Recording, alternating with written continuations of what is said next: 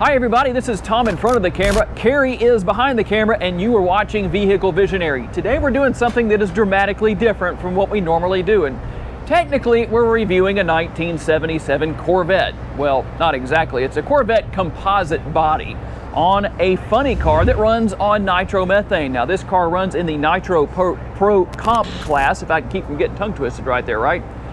With the nostalgia cars, NHRA, if you're familiar with the Bakersfield March meet, this car actually won just a few weeks ago in the Nitro Pro Comp class. Very cool to be able to review it. So let's talk about exactly what we have here. This is a chromoly steel chassis. It's a very flexible, light tubing is what it is. 125 inches of wheelbase, and for those of you who watch me regularly, you already know what that means, but for those of you who don't, that's the center of one tire to the center of the other. So what that basically is not the overall length of the car, but just kind of gives you an idea on that measurement. So let's take a look at exactly what we have here. This is the fuel tank for the car. It runs on 90% nitromethane and 10% alcohol or methanol. That's where all that popping and banging comes from.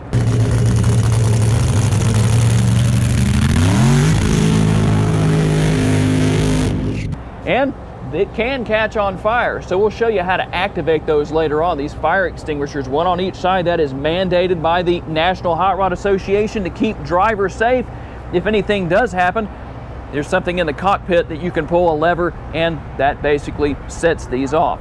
Right here is going to be the oil tank. This is what's called a dry sump oiling system, and the difference between dry sump and wet sump is that instead of having the oil housed in the oil pan that's down underneath the engine and basically the crankshaft kind of turning through that, the oil is basically pumped through the engine, or kind of sprayed almost, but it comes back here. So that crankshaft is freed up. You've got a little bit more horsepower.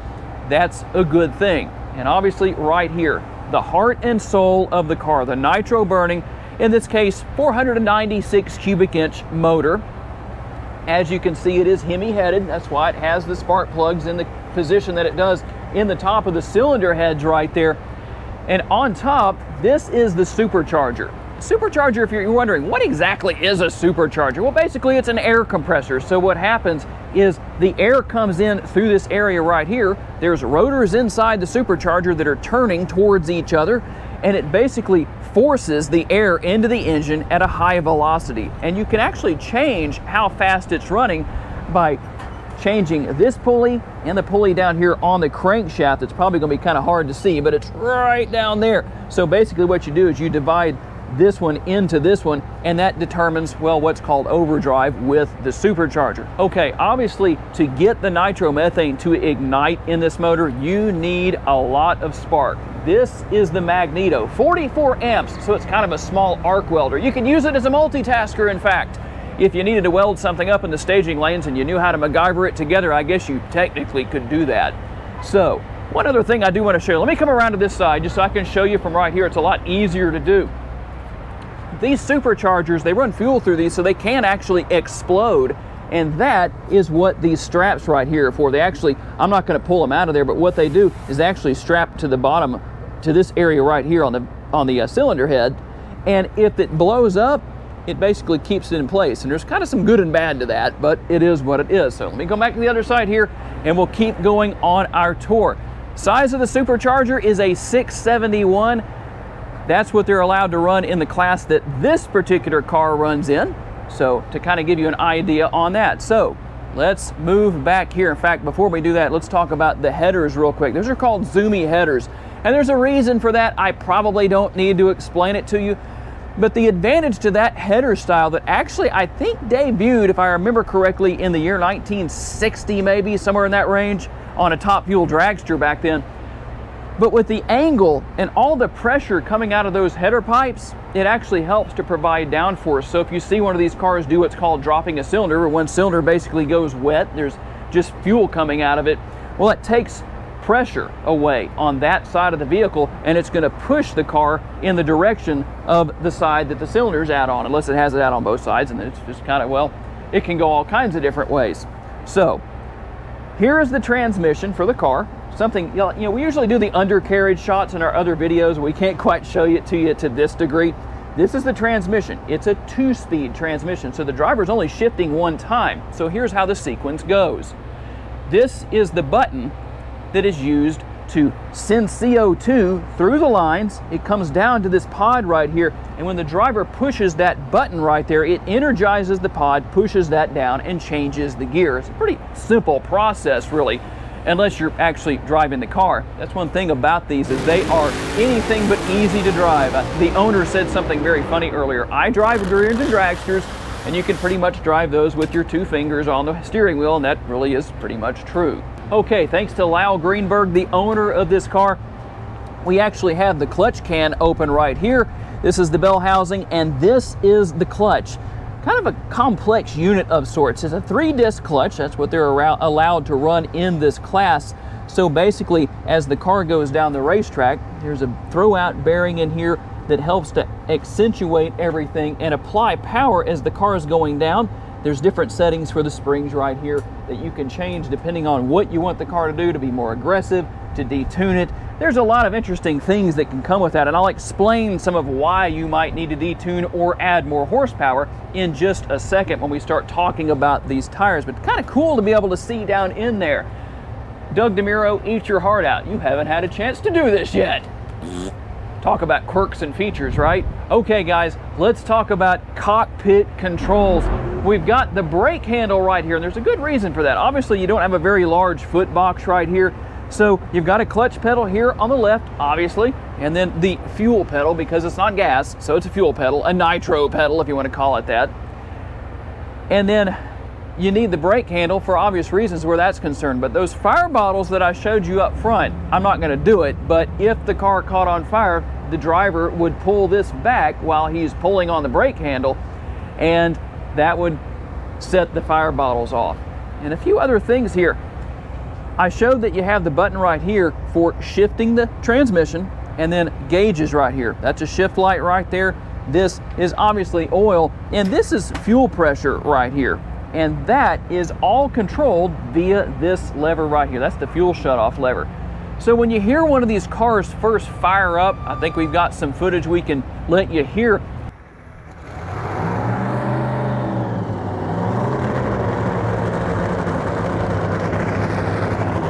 The car starts at a real high idle, and then it kind of idles down, and that's because, well, basically what happens is the driver pulls it all the way back, wide open, and then at a point, he'll pull it back up to a certain place, and then he'll let the clutch out. The car starts to roll forward. As he goes to do the burnout, he'll trim it back just a little bit more, and that whole sequence works its way throughout the entire run. Now, here's what's interesting. If you've ever wondered, how do you stage one of these cars with this transmission style in it? And essentially, it's called a clutchless transmission. What exactly is the clutchless transmission? Basically what that means is when the driver lets the clutch out before he stages the car, and by the way, that is how it works. He stages the car with the clutch released and then works his way in with the brake handle. But when he goes down the racetrack and it's time to shift gears, he pushes that plunger down right there, pushes that button down right there, and it shifts the transmission without pressing the clutch back in. So that's how that basically works. Well, let's talk a little bit about steering this car. Something you won't see a lot on funny cars is a round steering wheel. It doesn't have kind of the flat bottom like some of the supercars we've reviewed in the past that make it easier to get in and out. But in this case, you can actually disconnect this one right here and take it off the shaft completely. So, kind of an interesting thing. Most of these have a butterfly style steering wheel. And then we have all of the different harnesses here in the cockpit to keep the driver safe in case the car hits something, and really quite a few things beyond what used to not be here years ago when I last raced. You didn't have all this extra padding right here. I look forward to having that in my next dragster. That should be pretty darn cool. So a lot of safety built into it. You've got the roll cage right here in case the car rolls over. The driver's kind of in a cocoon here to stay safe. Now, one of the big things we want to talk about is traction. Let's talk about the tires right here. I'll let Carrie show you what we have there. This is a 17 by 34 and a half size tire. Now, the interesting thing here is that on any given run, depending on track conditions and what they need to do, they'll run between 5 1/4 and roughly 6.5 pounds. And the interesting thing about this kind of a tire, if you want more traction, you air the tire up more. If you need to decrease traction, which there are situations where that's necessary, then you actually take air pressure out. And if you're wondering, where's that CO2 bottle? It's right here. So that's where that comes from to shift the transmission. And then this, sorry guys, it's kind of gross, but it's called a puke tank. And so I'm gonna have Carrie come back to the motor here. So what'll happen is if any fluids come out from the cylinder head or wherever it may come from through that area, it's going to come through this tube, go down through the frame, and actually through those tubes that we showed you in the rear, back there to that puke tank. So essentially, that is the car. Now there are a couple of other little things I wanted to show you here. Here is the fuel pump. It flows 32 gallons a minute. They burn about 10 gallons per run. When you're paying about $30 a gallon, well, that's kind of expensive. So now I'm going to have Carrie follow me back here if you're wondering, well, where's the 77 Corvette? It's right back here. Now this is part of that nostalgia look. I really like this car. It just has the coolest look, or the body I should say. And what else would you call a funny car? Because they're always all over the racetrack, they're ill handling, but call it the cone hunter. In fact, we saw a couple hit cones earlier, so that's kind of cool. Got the cone that's running away in fear from the car. Oh no, don't run over me, don't hit me. But this is what these cars used to look like back in the 1970s, even into the early 1980s. Really sweet paint jobs, multicolor. It wasn't all corporate America and all that kind of stuff, but what's different here is that you didn't have all the downforce. The cars weren't as fast back then, but you didn't have all the downforce, so the spill plates aren't nearly as big with the rear wing back here. That is very interesting. And let's see, I think Carrie can come and show you right here. How do you open the parachutes on a car like this? The driver will use that lever to do that. I don't know if the parachutes are attached, so I don't want to do that, but you basically push them forward. So that means they're probably not on there. And then in the event of a fire or something along those lines, well, the escape hatch right here, the driver can actually open this to get out of the car in the event of an accident or something like that.